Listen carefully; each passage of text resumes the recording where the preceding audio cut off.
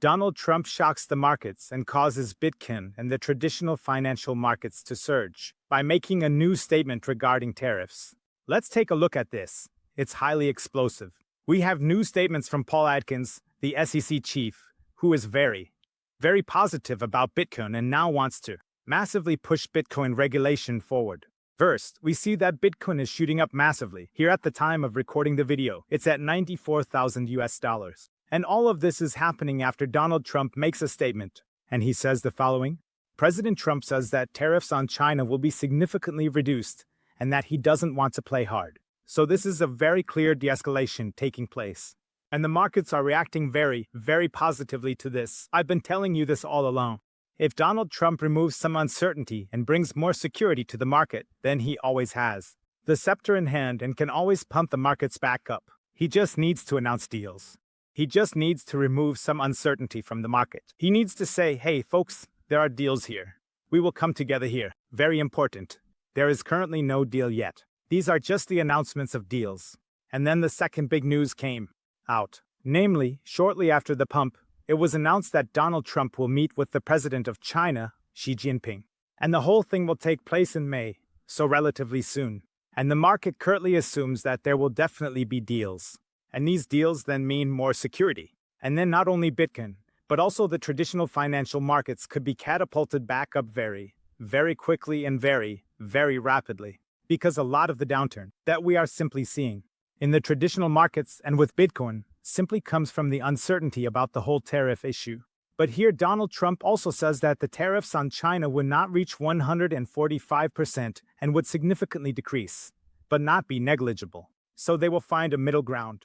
And that's exactly what I've been telling you all along. Donald Trump is sending out an anchor here. He takes a very high number, and later they will meet somewhere in the middle. And Donald Trump has a very good starting point here, because if you have tariffs over 100% and then somehow down to 50, 40, 30%, or something like that, then it is, of course, a very good starting point. Trump also said here that he currently has no intention of dismissing the Fed Chairman Jerome Powell. And that has also given the market some reassurance, because a dismissal would probably be received very strangely by the market. And it also feels very uncertain how the whole situation will turn out with Jerome Powell, and so on and so forth. There was also a very interesting observation about how this keeps changing. And if we take a look, let's check here on the 7th April. Trump tells Fed Chief Powell that he is too slow. On the 14th of April, it is then said here, Trump administration is considering a successor for Powell, so Besson is considering a successor for Powell, for Jerome Powell. Then, Trump on the 17th April, Fed Chief Powell will be out, meaning he definitely wants to kick him out. He says this on the 17th April. On the 19th of April, Donald Trump says he is investigating whether he can fire Fed Chairman Powell, and you can see it's escalating more and more. Then on the 21st of April, Donald Trump actually said, Fed Chief Jerome Powell is a big loser, he said here. And now here today. What's happening? Or if you're watching the video, then it's actually last night. Or rather not last night, but last night. Is it then for you or tonight? I have no idea, depending on how you see it. So, when I'm recording the video, it's somehow like this for you. 2, 3, 4 a.m. or something, depending on where you're watching from. And now we see the statement here. Trump no longer intends to dismiss the Fed chairman. And the big question now is, what happened here? Did Donald Trump realize that perhaps the current policy is too restrictive and that more stability needs to be brought back to the market? I mean, I've been telling you all along, if Donald Trump wants to step on the gas here, if he wants to pump up the markets, then he always has the scepter in his hand. He has all the options up his sleeve to pump the markets back up. And that's exactly what has happened here now. And it was quite intriguing that this is related to a sudden change in tone from Donald Trump towards China. So, there was a change in tone from Donald Trump towards China. And Trump now claims that the tariffs on China will be reduced from 125%. It looks like the tariffs are being reduced and Powell is staying for now. So these are the three factors that are causing the markets to react positively. First, a change in tone towards China. Second, not 145% tariffs, but lower tariffs. And third, Jerome Powell remains the chairman or Fed president for now. We also had a second, very exciting story. And that is, we now see that Paul Atkins is the new SEC chief. That was already known yesterday. And Michael Saylor also says here The new SEC chairman is very good for Bitcoin. The old chairman here was always somewhat under fire. Gary Gensler, I need to turn on the light here for a moment. Gary Gensler was always somewhat under fire, and many people now assume that Paul Atkins is much more positive for the markets. Let's listen in briefly to what Paul Ed has to say about Bitcoin, about crypto. He has given an opening statement here. He is speaking here together with Donald Trump, and it is being very well received by the market at the moment. Securities laws and regulations are applied and advance clear rules of the road that encourage investment in our economy to the benefit of Americans.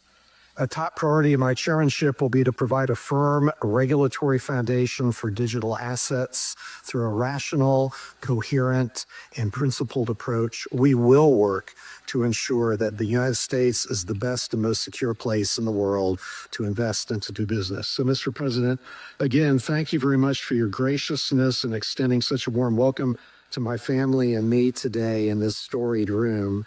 I look forward to working with you, with colleagues in your administration, and with Congress to advance your agenda to bolster the economy and build on U.S. leadership of the global markets. So thank you very much. So he says someone wants to build here in the USA, the leadership of the USA in the global market. So, thank you for being here, not to deter investments, as is done in the EU, but to attract institutions, simply the regulation.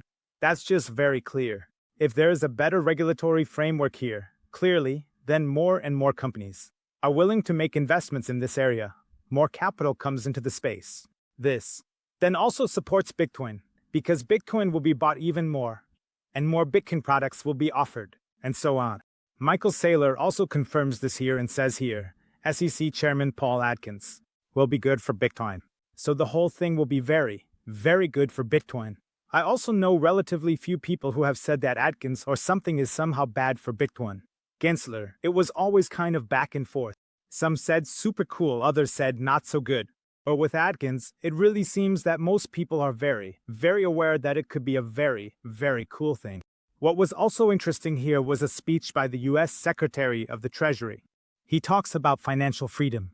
A very short clip, check it out. He wants to bring more financial freedom to the people. And what would be the best tool here? That's obviously here. America has been very good to me and my family, and I want to spread the word that through financial literacy, you can accumulate both financial security, peace of mind, and move toward your financial goals. So the USA really wants to implement an investor-friendly policy now. Here, Scott Besson also says it's no longer about pushing Wall Street forward, but really about pushing Main Street forward. And what could really be better here than Bitcoin? Bitcoin is the best tool to essentially give people access here to good investments, to give people purchasing power, and much more. He didn't directly say Bitcoin, of course, but many have interpreted that he meant Bitcoin among other things. Because what else could he mean? He's certainly not referring to a Trump coin or something like that. He's certainly referring to some investments that are possible in the USA. And if the USA wants to massively invest in Bitcoin, then Bitcoin will certainly be the investment that will be recommended to people here. And if you're not bullish enough yet, I have a clip for you from Pius Springer, the investment banker, who was a guest with Nico Jock on Was Bitcoin Brained. Awesome podcast episode. Michael, I'll put in a link that explains why Bitcoin will rise to 10 million US dollars. Let's go. But what people haven't really understood yet is, you have the ETFs. Of course, it was a big. It's the same with Bitcoin. It constantly changes who gets involved. What is still missing, I believe, is really institutional money. But it can't really get in. Just to give a sense, Michael Soul is really not in the right game. Actually quite extreme, phrased. Why? He goes into the convertible equity market. That's a small market. The big market is fixed income. 300 billion or 400 trillion in the American market. That's the big market. Those are the insurance companies. Those are the big ones. Those are the bonds. Bonds. But for that, you need ratings. It's the idea like with letters. For that, you have to be able to basically put Bitcoin in a box, issue bonds and have them rated. I believe that's doable, based on history.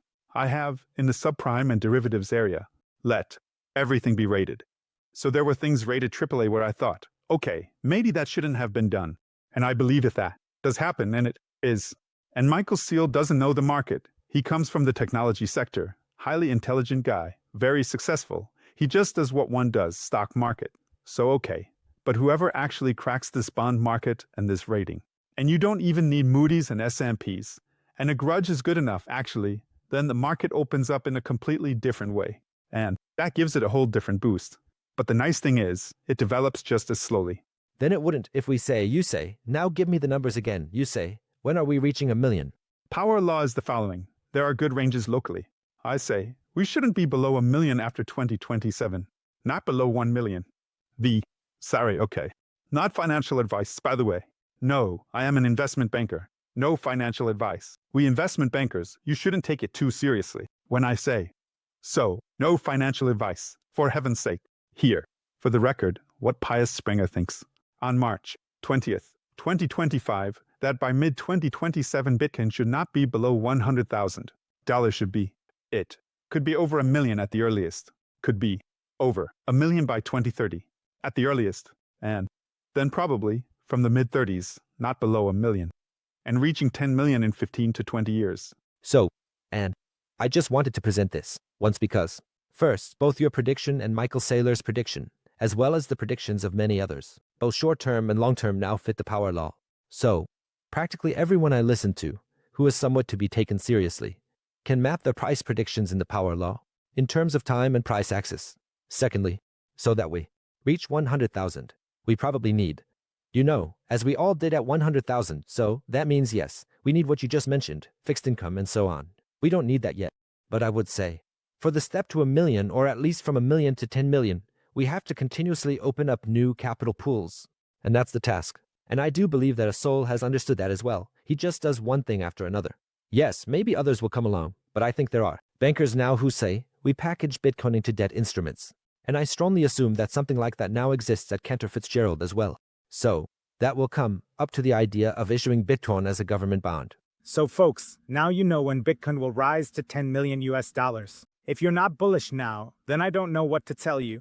Oh, cool, the cat just came in here. Now she's gone again. Hey, give us another price prediction.